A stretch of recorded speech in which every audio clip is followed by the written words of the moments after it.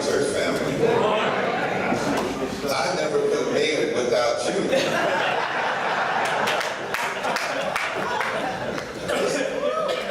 Reverend Lisa talked about the service this morning, and you saw a piece of just what we had. Give me Lane, give some more help.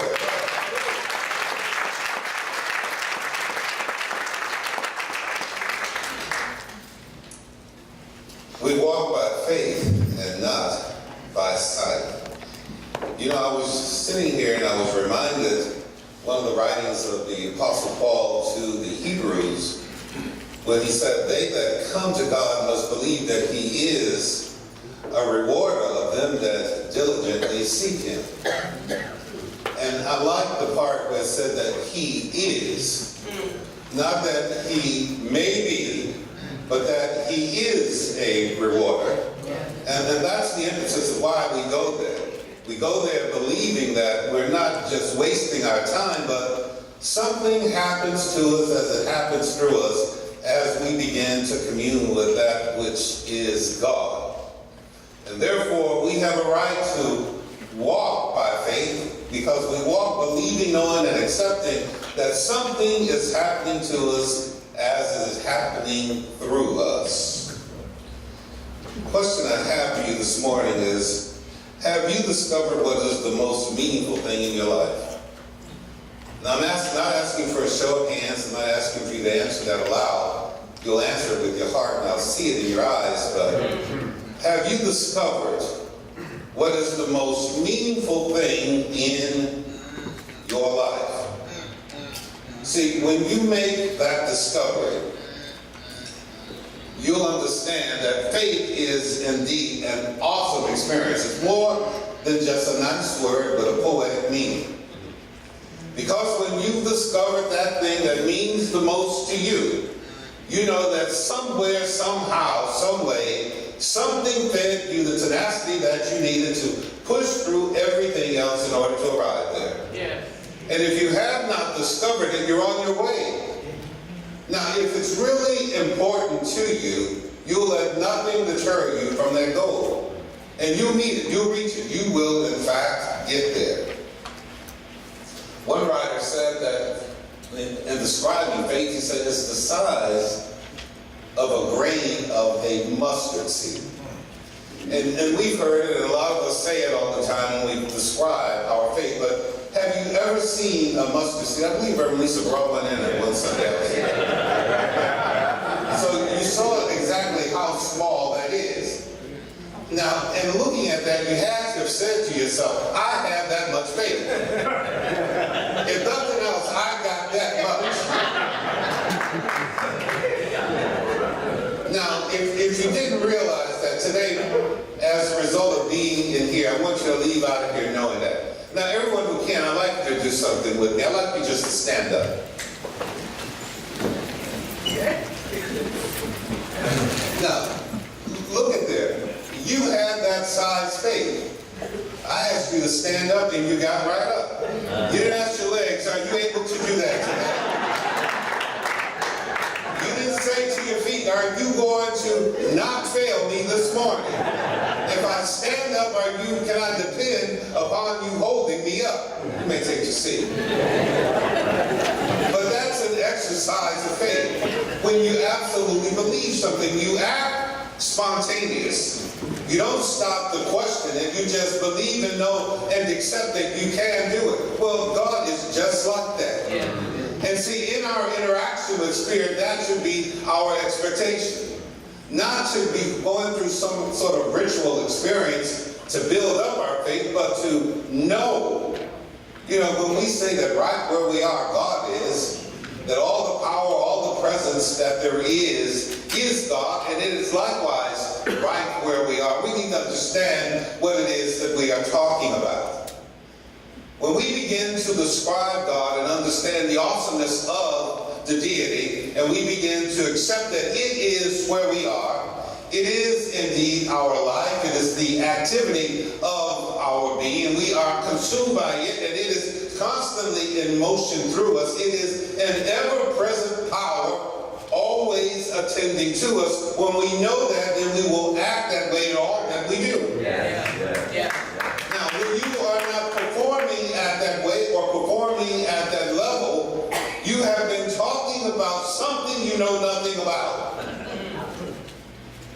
And a lot of us do that. We talk about something that we know nothing about. But when you have come to an experience like this so many times, when you have sat through so many lessons, at some point, some way, somewhere, some of this needs to become absorbed into your being. So that when you begin to describe God and you begin to describe the relationship that you have with God, you expect something real to happen as the result of that. You know, it was Neville Goddard who taught that the human imagination is God, and that everything we think and feel is the out-picturing into creation of divine activity. The human imagination is God. Just think of that for a moment. So that means that every time you dare yourself to imagine something, you have released God into action, into your experience. Now, so often when I've come before you, I've said to you, imagine this. Imagine seeing yourself doing this. Imagine being a success at this, and so forth and so on. And so you may have just sort of sat there and heard it and just not really paid a whole lot of attention to it. But then there may be some of you who sat there and began to use your imagination. You began to see yourself being, doing, and achieving, operating at a whole nother level. And then as the result of that, that's what you began to demonstrate, because you have seen it in mind. And in seeing it in mind, you have released that into something that is greater than yourself, but yet is receiving that which you give it. And then doing something with it, causing that idea to become a manifested reality in your own experience. God is causing you to demonstrate at a higher level. Why? Because you decided to walk by faith, believing and accepting and knowing that you are not alone, that there is something that is accompanying you always on this journey that you call your life. You know, another one of those great sayings that we like to say is that I can do all things through Christ that strengthens me. And then once again, it's some pretty words to say. It's so nice and it's so poetic. But when you absolutely are able to embody the essence of what it is that you are saying, then truly you're able to achieve, because you're able to do all things because you realize that there is nothing that can stop you. There is nothing that can block you. Why? Because you are working with the only power, the only presence that there is. And since it has found a dwelling place within you, nothing outside of you can stop its operation. That's what you are walking by faith. Listen to this, and then I'd like for you to affirm it with me. Something good is coming into my experience today. I attract a new blessing. I am joyfully expectant, and I am grateful. Now, process that for a moment. Think about it. Think what good means to you, what it represents. Now, I'm going to say it, and I want you to affirm it. Something good is coming into my experience today. Something good is coming into my experience today. I attract a new blessing. I attract a new blessing. I am joyfully expectant. I am joyfully expectant. And I am grateful. And I am grateful. Now, this is a word which we have spoken without any visible evidence that something is happening on our behalf. But yet we are believing that something is in motion. Not just something, not just anything, but something good. There's some movement in the universe of good, and it has your name attached to it. Whatever that good is for you, it is now heading towards your experience. So that means that you then need to create an attitude of receptivity. Be expecting it. When you leave out of here today, you should leave out of here expecting something good, without identifying what that good is. But knowing something good is happening to you today. And not believe anything to the contrary. Not allow yourself to judge by any false pictures that may present themselves as experiences. Something good. And while we may not know what that good is, know that something good is coming to us. And now my attitude is one of expectancy. I'm ready to receive it, and I'm grateful because I know that it's coming from God, because it's coming through God, because that word of God is spoken through me. And I'm speaking a word based upon my faith and my beliefs. You know, the ancients, they share a story of faith. And in the story of faith, they talk about this man who had been crippled his whole life. And the story goes that he was laid at the pool of Bethesda. And the custom and the tradition had it that at a certain season, the angels came and troubled the water, and whomever was the first to enter into the water was made whole. Whatever it was that plagued them, it left them. Now, the man going to the pool was a demonstration of his faith. He go in there believing to receive this blessing. But then when he got there, he saw others jumping into the water, and he thought his blessing was taken from him. So what did he do? He did the same thing that so many of us do. We begin to judge by appearances. We started out with the operation of faith, but then somewhere along the way we saw something and it altered our whole attitude. But the story goes that then Jesus comes along and he sees this man. The man begins to tell him about his plight, that how he's been laying there and he couldn't get in the water because somebody else jumped in the water ahead of him and they got healed. And I just imagined in my mind, Jesus said, enough of this nonsense. Take up your bed and walk. You done came to the pool. It's time for your healing. Take up your bed and walk. Why are you laying there? So the same thing applies to each of us. You've taken the first step. Why are you laying there? You said that you believe. Then why aren't you demonstrating that? Somewhere there's a false equivalency. Somewhere we're saying something but we're not believing what it is that we're saying. There is a disconnect. And our purpose today is to bring the connection together. To remind everyone that we walk by faith. Not the things that we have seen with the natural eye, but the things that are being fed to us from a place that is unseen. Though unseen, yet it is all the power and all the glory that there is. You know, we're in this remarkable time. Today's the last of the month. It's been a very sacred period for so many people. Through the celebration of the Passover, and also the celebration of Easter. And these are two of the most sacred holidays on the Judaism calendar and on the Christian calendar. And once again, these are the result of actions that people say that they believe. They weren't there. They didn't see what happened, but yet they say that they believe. And you know, as I say so often, we all believe until we get into some difficulty. Belief is easy for us to say that, you know, we do that. But the test is when something arises. We have the opportunity then to put our beliefs in motion. But anyway, going back to these holidays, you know, just to think for a moment, that death would discriminate and pass over the household because they put the blood of a sacrificed lamb on their doorposts. But would yet invade the house of those who did not and kill the firstborn.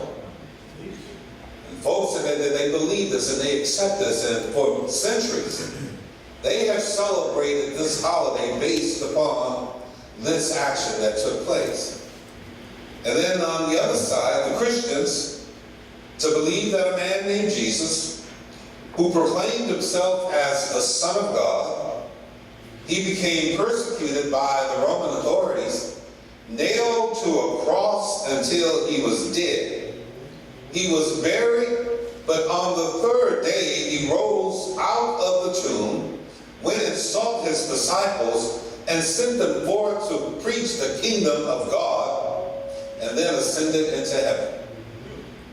He did all of that. And a lot of folks say that they believe that.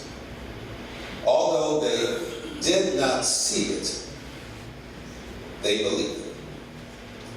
You know, last Sunday I was at another church and I asked them, would it make a difference to you if those stories did not happen as literally as they are spoken?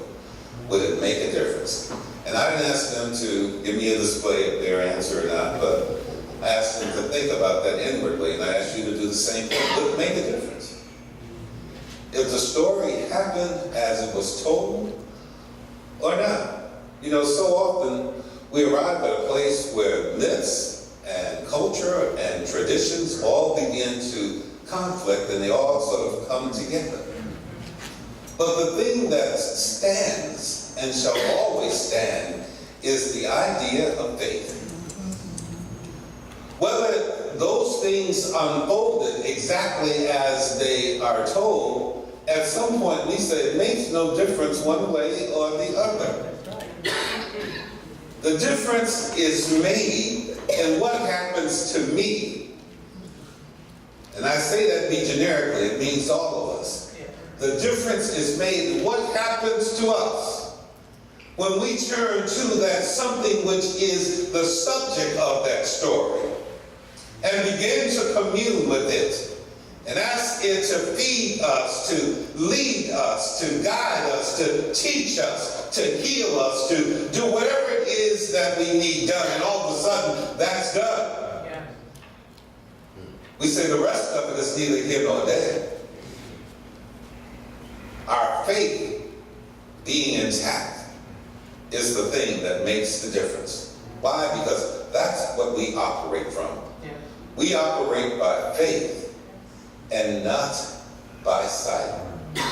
You know, it was another story of Jesus talking to Simon. And he asked him, you know, who's everyone saying that I am? Well, never mind that. Who do you say that I am? And Simon said, thou art the Christ, the Son of the living God. And Jesus was all excited in hearing that because he said to him, you know, flesh and blood could not have revealed that to you. You did not get that from a television evangelist. You didn't get that by listening to the folk walking down the street. But somehow, some way, you were able to turn within and make connection with your real self. And in making connection with your real self, that was the revelation that came when you made that connection. Now, can you begin to imagine that that same thing is true for each of us? You know, when we make connection with the source of our being, when we make connection with the light that represents our life, when we're able to turn within and turn everything on the outer off, and listen so completely to that still small voice that is speaking aloud into our understanding, and hear it so clearly, and then move as directed by that voice. That's when we make contact. Yeah. That's when we are operating by faith, not by sight. We are allowing ourselves to be guided by the only real guidance that one can receive. Ernest Holmes calls faith, he says it's a mental attitude so inwardly embodied that the mind can no longer deny it.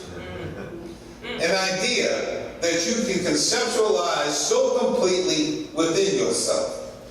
So inwardly embody this idea, so complete that your mind will never ever be able to deny it because it is in fact just that real. It's that sincere. That's when it moves. Another affirmation I have I'd like to share with you today. And I'd like you to listen to this word, process it, and then we'll all affirm it together. In this space and in this moment, I open myself to the sacred voice of my being. The Father within speaks into my conscious understanding. That which blesses me, that which heals me, and that which transforms me. Now, just process that what I said, and now we're going to say it together. I'm going to say it, and then you're going to affirm it aloud. In this space and in this moment, I open myself to the sacred voice of my being. The Father within speaks into my conscious understanding. That which blesses me. That which heals me. And that which transforms me. And take a deep breath. Pause for a moment. And let's reflect on what we said. In this space right now, here, we open ourselves. And that means that we allowing ourselves to become vulnerable to spirit. Another way of saying it is, here am I, Lord. However you do it, we open ourselves to the sacred voice of our being. And that voice is always there and is always speaking out of the depth of your being to you. But so often, our attention is absorbed by all the chatter that is happening on the outside, that we cannot hear the voice that is speaking within. But when we quiet ourselves and we find that special space and we begin to listen, we hear a message being spoken into our conscious understanding. That is, I hear that word, I acknowledge that word, and it is saying something to me that I need to hear. And in those words, there's a message that heals me. Whatever your healing need may be, whether it's emotional, whether it's physical, whether it's financial, whether it's relationships, regardless of what it might be, your healing is being delivered. And then more importantly, it transforms you. Causes you to see yourself from a whole different perspective. To know that you are a sacred being. That you are blessed. That you are indeed special. That you are anointed. That something extraordinary is happening on your behalf. That a power is attending to you. That nothing can stop the movement of its love in you, through you, and for you. And each time you begin to inhale, you breathe into your being more of this divine sacredness. And each time you exhale, you release and you let go that which is no longer useful for your purpose. God, right where you are. Now, this is an exercise of your faith. This is to accept without doubt that this movement, this divine activity is happening. Not just in this moment, because we're here now, surrounded by like-minded individuals in a place that we've dedicated for the worship experience. But to know that God transcends these four walls. And wherever you may find yourself, in the journey of your own life, you will find that same presence there, attending you, speaking to you, healing you, transforming you. Whatever your need might be, all you have to do is turn to that which finds delight in satisfying your needs. And that's why you can affirm, something good is happening to me today. I leave here with an expectant attitude, looking forward. Don't know what it is, but I know that it's good, and it's mine, and it's coming to me. And I'm joyfully going forward to meet it. And after you sing words like that, you say, and so it is, because that means that there's nothing that can deny that. That word is done. It's cemented in right now. Your conscience has locked it in. And because your consciousness has locked it in, you go out here so expectant. You're ready to come back and to share the good news with someone. And talk to them about what has happened to you. What has transpired within your own experience. Because you've elected to walk by faith. You no longer allow yourself to be led, guided, and directed by sensory consciousness. You don't care anymore whether you can see it, taste it, touch it, or smell it, because your talent, your gift has taken you beyond that place. Those things make no difference. When it comes to the conversation about where you are in your whole spiritual development and unfoldment. If nothing else today, go out of here knowing that faith has to be more than just an idea that has pretty words that describe it. But it has to be a reflection of what you truly, absolutely accept and believe. And something that you find practicing, you find yourself practicing every day. Every day you are putting this into motion and seeing tangible results as a result of that effort and that action. You started out by being reminded. Apostle Paul said, those that come to God must believe that He is. He is a rewarder to them that diligently seek Him. And as I look out before me, I see searchers looking for truth. Peace and blessings to this world.